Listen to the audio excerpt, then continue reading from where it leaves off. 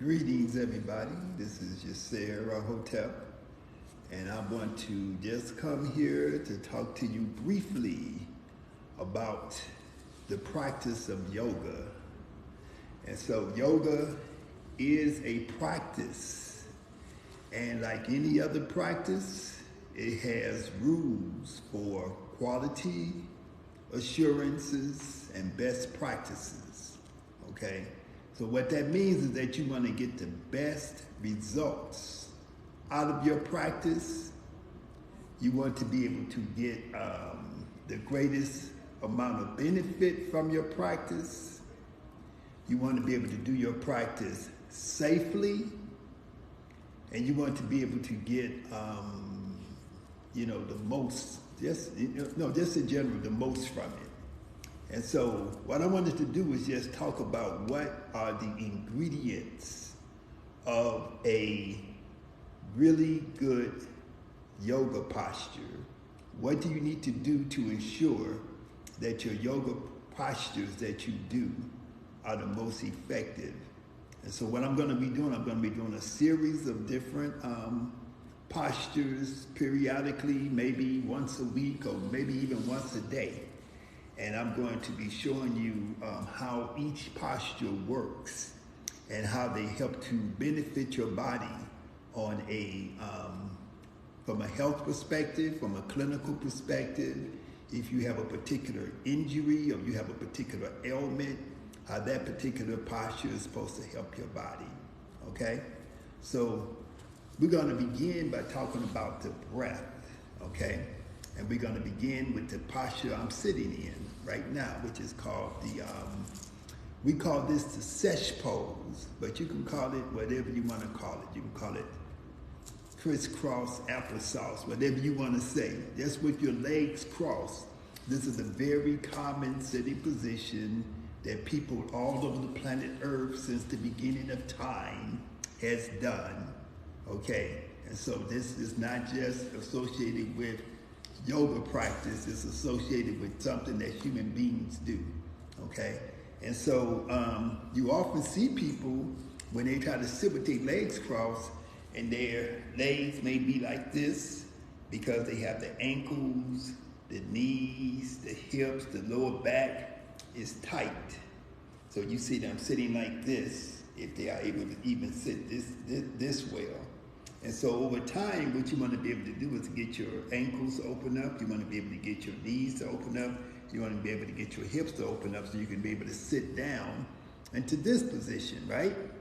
And then over time, you want to be able to sit into what was called half lotus position, which means that you're going to put one foot and one leg on top of the other. And this is called a half lotus position, okay? So, when we sit in what we call sesh pose, in KEMETIC yoga we use the word sesh, S-E-S-H. We sit with the legs crossed, we hold on to this front leg. And the first thing that we have to do is alignment, right? So, I'm gonna turn a little bit so you can see my body, what I'm talking about. We have this area of our middle spine, our lower back. Well, it's not the middle spine, but it's the lower back, but it's the middle of the body. It divides the body between the upper part and the lower part. The upper part is the upper body. The lower part is the lower body, which is mostly your legs. The upper part is your torso. And so that middle portion is called your pelvis region, right? And so that divides your body from north and south, from up and down. And so this pelvis region is where we can have problems, where we have lower back pain, where we have hip pain, we may have sciatica, where you have irritation in the nerve that's affecting, pain and causing pain to flare up and move down through your leg all the way down into your foot and stuff like that, right? And so we often see these type of conditions occurring because when we look at the anatomy of a person, we see that the anatomy is like this. So that means that the pelvic area is stiff, so they don't have any range of motion. And so what we want to do is to sit up, rotate the pelvis, so that instead of being like this, we sit up like this and we have a straight back. So this pelvis area, we're sitting on top of two bones. Those two bones that we're sitting on, our pelvic, our hip bones, they're called the ischial tuberosities. Ischial tuberosities. And when you think about the word tuberosity, it has the root word of tuber. Tuber is like a potato. And what is a potato? A potato is a root. So tuberosity, that is your root area of your spine. So instead of having that area be locked up like that, because all the different muscles and ligaments and things that, and all the connective tissues that hold that area in place are locked up, we want to sit up and get straight, okay? So that's the first thing. We want to have proper alignment, right? So within this posture, we try to hold on to the front leg. So even if we have the spine sort of out of place, we pull against the leg and we sit up and we rotate.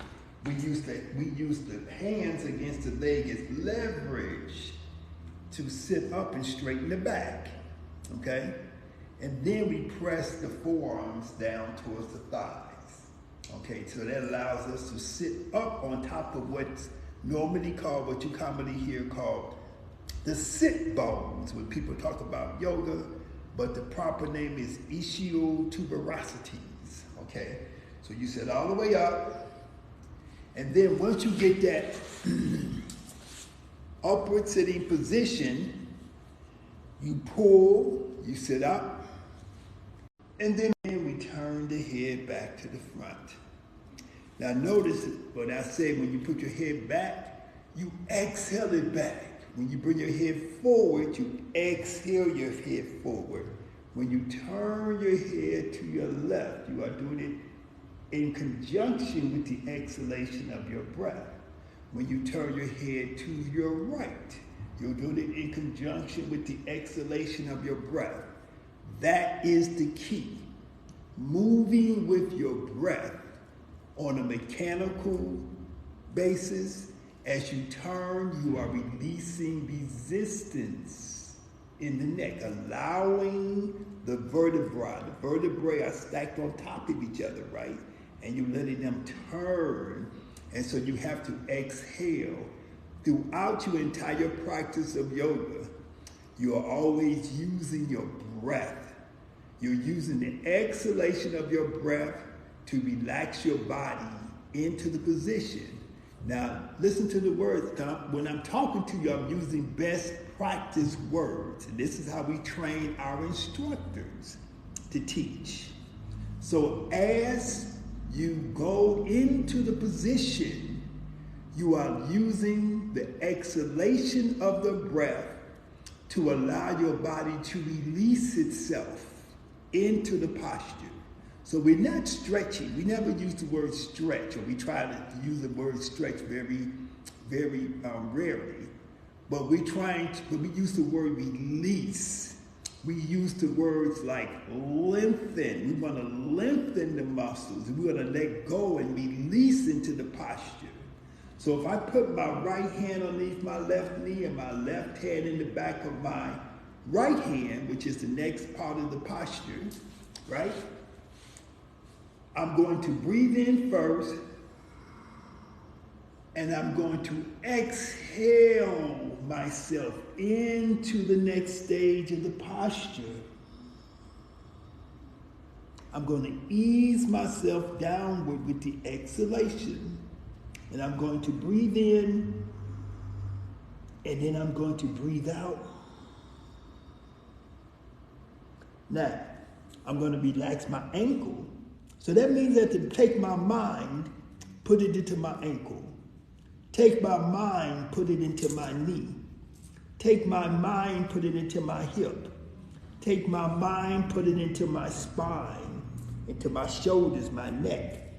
So I'm going to check each area of my body and make sure that my body, I'm not resisting or fighting against myself in any area. When I hold this position, I'm breathing in. I'm expanding my abdomen, I'm exhaling and contracting my abdomen. I let go and I breathe in and I turn up. And I exhale my hands underneath my right knee. So I'm allowing the movement of my breath to take me into the posture and to transition me, okay, into the next phase. And then I'm going to go into the posture with the exhalation. So I'm going to breathe in. And as I exhale, I want to contract my abdomen so that I can then aim my chest to my thigh, my chin over my knee. And I take my arms and I wrap them around the leg. And I breathe in and I breathe out. When I breathe in, I feel my abdomen expand against my thigh. When I exhale, I feel my abdomen contract. Let go of your leg and then breathe. Breathe in and come up. Turn to the center. So my inhalation has brought me all the way up. And then my exhalation allows my hands to come around my knees. So I'm holding on to my knees from behind. You see that? From behind. And then I'm breathing in. And then as I exhale, I bend forward from the waist. So my hips are like a hinge. So I'm moving the hinge of my hips like that. So I'm folding my body over.